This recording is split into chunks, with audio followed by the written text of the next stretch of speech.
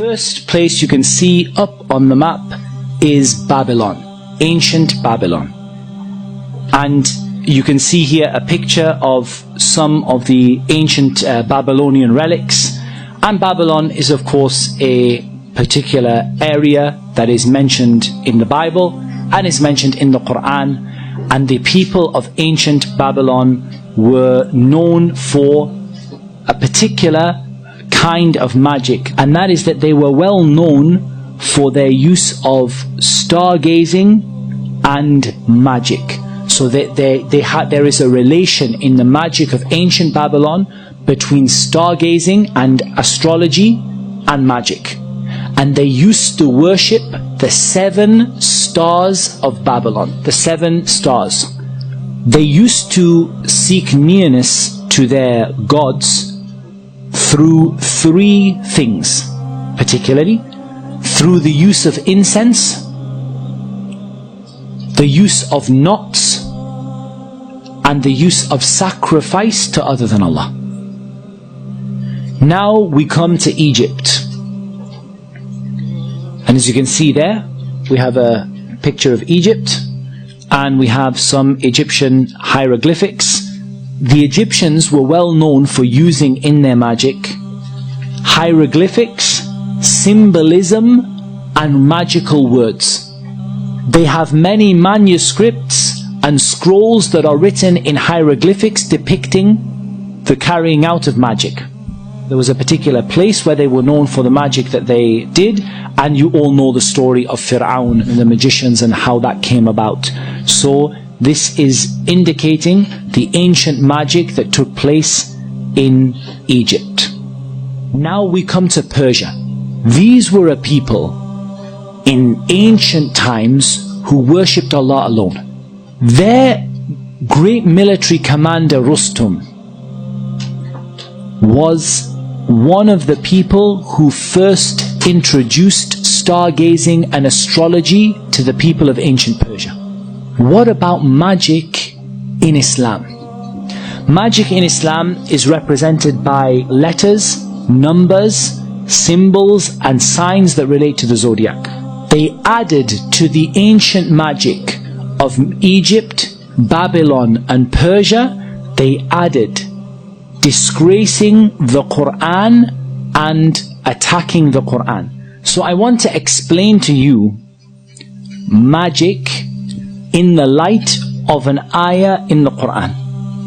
And that ayah in the Quran is the 102nd ayah in Surah Al-Baqarah. And Allah subhanahu wa ta'ala says, and they followed instead what the devils had recited during the reign of Sulaiman. It was not Sulaiman who disbelieved, but the devils disbelieved, teaching people magic, and that which was revealed to the 2 angels at Babylon, Harut and Marut. But the 2 angels do not teach anyone unless they say we are a trial, so do not disbelieve by practicing magic. And yet they learn from them that by which they cause separation between a man and his wife, but they do not harm anyone through it except by the permission of Allah. And they learn what harms them and does not benefit them. But the children of Israel certainly knew that whoever purchased the magic would not have any share in the hereafter, and wretched is that for which they sold themselves if they only knew. 5 points I want us to take out of this ayah. Number 1, magic is something that can be learnt. Magic is not something that you are born with. Number 2, magic is an act of disbelief. Number 3, magic causes real and significant harm. It does not just cause illusions. It doesn't just cause you to see something that's not there. Number 4, there is no harm without the permission of Allah. And number 5, there is no such thing as good magic or white magic. As for magic in the Sunnah, it is narrated that Aisha radiallahu anha said, a spell was put on the Prophet sallallahu alaihi wasallam until he imagined that he had done a thing when he had not done it. One day he made dua and he said, do you know that Allah has shown me in what lies my cure? 2 men came to me, and one of them sat at my head and the other at my feet. One of them said to the other, what is ailing the man? He said, he has been afflicted by magic. The other said, who have bewitched him? He said, Labid ibn al-A'sam. He said, with what did he perform the magic? Said, with a comb, the hair that is stuck to it, and the skin of the pollen of a male date palm. He said, where is it? And he said, it is in the well of Dharwan. The Prophet ﷺ went out to the well and he came back and said to Aisha, its date palms are like the heads of devils. Aisha said, did you take it out?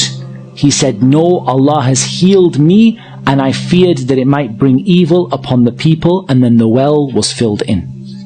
What is the nature of the magician? The nature of the magician is that a person cannot become a magician until they reach the highest forms of disbelief, from which there is rarely any return. The shaitan lures them with promises of riches and fame, begins by asking very little. Once the person is hooked, the shaitan does not let them out of their grip. They must perform the most evil acts in order to remain as a magician. And in reality, rather than me telling you, I'd like to show you.